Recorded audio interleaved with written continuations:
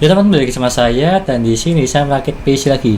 PC menggunakan Core i3 12 dan juga RTX 3050 yang serinya 6GB dengan part yang baru di sini semua. Apakah ini rekomen atau tidak? Di harga sekitar 7,250. Dimana untuk gaming, editing, live streaming, ya masih bisa lah untuk spek yang ada di sini. Di harga cuma 7 jutaan kecil. Dan apalagi dia tuh hemat daya.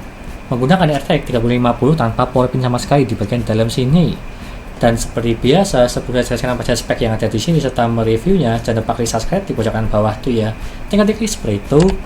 Dan lanjut yang ada di sini, saya menggunakan casing yang tipenya kecil dan juga ada RGB lah di bagian atas 2, di bagian belakang 1. Kecil tapi performanya cukup kencang. Yang pertama di sini saya menggunakan Core i3 Gen 12100F yang tray, tidak ada boxnya sama sekali di bagian sini. Dan juga ada saya tancapkan di bagian dalam sini untuk prosesornya 4 core 8 thread.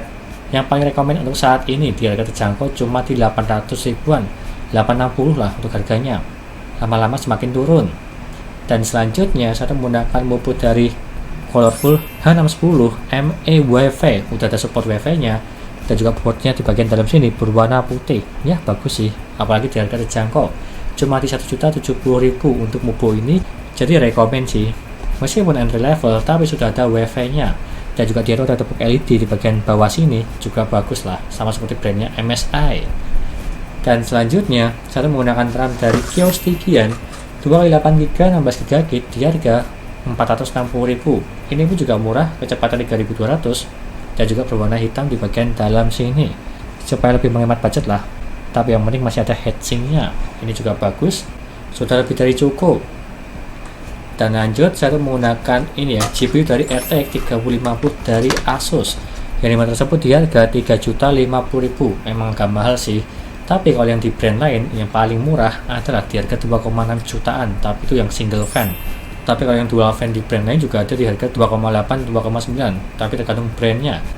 Tapi yang ada di sini saya menggunakan brandnya Asus dan juga penampakan di bagian bawah sini. Dual fan tanpa pin power dan juga dia itu bisa dibilang hemat daya lah.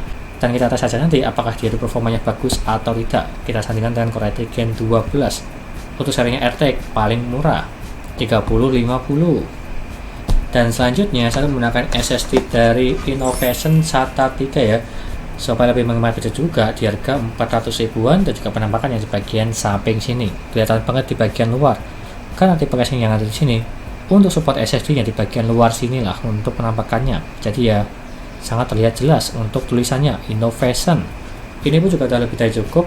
Yang penting wajib memakai SSD, jangan memakai hard disk aja untuk SSD nih. Dan selanjutnya saya menggunakan CPU cooler dari Thermal East GT 390. Tipenya tersebut 9 cm untuk fan-nya, tapi berwarna full hitam semua. Dan suhunya pasti bisa aman lah untuk menghandle Core i3 Gen 12. Dan apalagi di harga cuma 200.000 aja. Untuk video lebih lengkapnya saya review sih untuk yang ini ya, Thermal S GT390 untuk menghandle Core i3 Gen 12. Dan lanjut saya menggunakan power supply dari PC cooler KF 550W di harga 470.000. Ini yang udah 80 plus watt ya. Kenapa memilih ini? Karena saya memang mencari yang lebih hemat budget atau di bawah 500.000. Dan juga ini untuk menghandle Core i3 Gen 12 dan juga RTX 3050 udah lebih dari cukup. Karena dia memang hemat daya dari segi speknya. Jadi kalau menggunakan ini sudah aman banget karena wattnya tidak sampai tembus di 200 watt kalau nggak salah. Lihat aja nanti di akhir video dari segi dayanya apakah tinggi atau tidak. Dan juga ini udah rekomen lah, meskipun dia tuh belum full rank dari segi power supply-nya. Dan selanjutnya saya tuh menggunakan casing dari GameX Spark di harga 620.000 untuk ini. Tipenya MAT kecil, tapi dia tuh agak panjang ke depan ya dari segi tipe casingnya. Dan sangat bagus sekali untuk kalian yang suka tipenya kecil-kecil atau ITX lah. Meskipun ini memang agak besar dikit, tapi masih termasuk mini lah dari segi penampakannya. Berwarna hitam dan juga di sini temanya hitam RGB. Dan yang terakhir saya menambahkan fan ada 3, fan dari NLEX tipenya RGB ada 3 di harga 100.000 untuk ini. Untuk sirkulasi udara supaya lebih bagus lah. Fan di bagian atas ini untuk mengambil udara dari luar ke dalam, dari bagian belakang tersebut dia keluar. Dan di bagian depan sini power supply mengambil udaranya juga, jadi ya cuma ada 1 keluar 2 masuk, intinya seperti itu untuk tipe casing yang ada di sini. Meskipun di bagian bawah sini juga masih bisa lah, tapi itu opsional, tergantung selera kalian.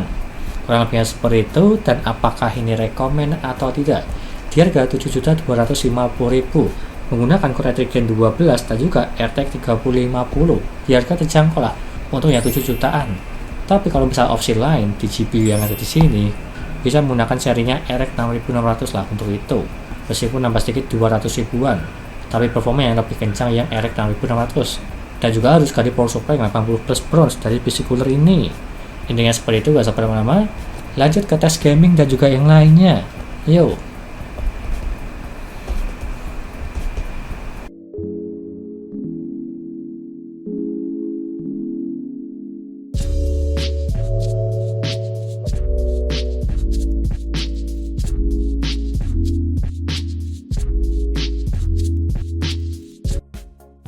Dan lanjut yang pertama, dari segi HP monitor, menggunakan cara MALS GT390 untuk bandingkan Core i3 Gen 12, yang dimana minimalnya mendapatkan di 30 derajat, dan juga maksimalnya di 63 derajat. Terbilang ini dingin semua. Untuk minimalnya cuma diem aja di desktop kita ngapa-ngapain di 30 derajat, itu pun dingin, dan apalagi maksimalnya saya tes di Cinebench, dan di mentok paling tinggi cuma di 60-an, ini pun bagus. Dan lanjut ke gaming, yang pertama di The Witcher 3, settingan 1080p dan juga settingan high, dia tuh mendapatkan di 61 fps. Ini pun juga bisa dibilang settingan paling aman lah di gamenya The Witcher 3, meskipun belum settingan rata kanan. Ya wajar sih, karena menggunakan RTX 3050, jadi ini udah cukup bagus.